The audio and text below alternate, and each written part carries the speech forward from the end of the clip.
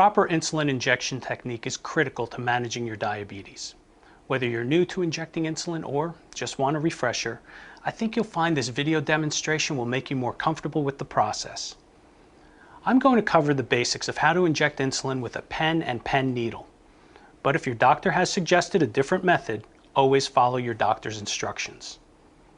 For this demonstration, I'll be using an insulin pen and a BD 4mm 32 gauge pen needle with pen-to-point comfort, and I'll be giving myself 43 units of insulin. This is only an example, so be sure to check with your doctor to determine the needle, pen, and insulin dose that are right for you.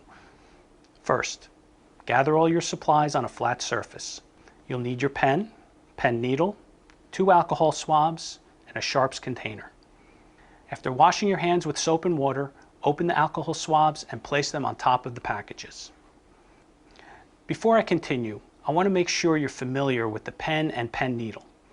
Insulin pens are designed for multiple uses, based on the dose and schedule ordered by your doctor. But a pen needle should only be used once. A new pen needle should be attached to the pen each time you give an injection. The pen needle has a paper tab, an outer shield, inner shield, and needle. Insulin pens have a pen cap, an insulin cartridge, a rubber seal, a dosing indicator, and a dosing knob that doubles as an injection button. You should really take the time to read the full detailed instructions that came with your pen. If you have any other questions, call your doctor's office. If you take more than one insulin, or this is the first time you're using your pen, check the label to make sure you're using the correct medication. To attach a new pen needle, first pull the cap off the pen and set it aside. If you're using a cloudy insulin, gently roll the pen 10 times and then flip it upside down 10 times in order to mix the insulin. Once you're done, it should look evenly mixed. Then, wipe the rubber seal of the end of the pen cartridge holder with one of the alcohol swabs. Now, pull the paper tab off the pen needle. Hold the pen horizontally and attach the needle by pressing it into the end of the pen and twisting it in a clockwise direction. Once you feel a little resistance, stop. There's no need to over-tighten. Pull off the outer shield of the pen needle and set it aside. You may need it later to remove the pen needle. Pull off the inner shield and then discard it. You always want to prime the pen before each injection. This means you will dial the dose to 2 units of insulin and then press the button. You should see a drop of insulin at the end of the needle when you do this. Priming also removes air bubbles, which helps you get an accurate dose. Now, you're ready to dial your dose. Check that the dose window is displaying 0 after your pen is primed. Then, adjust the pen to the correct number of units for the dose you need.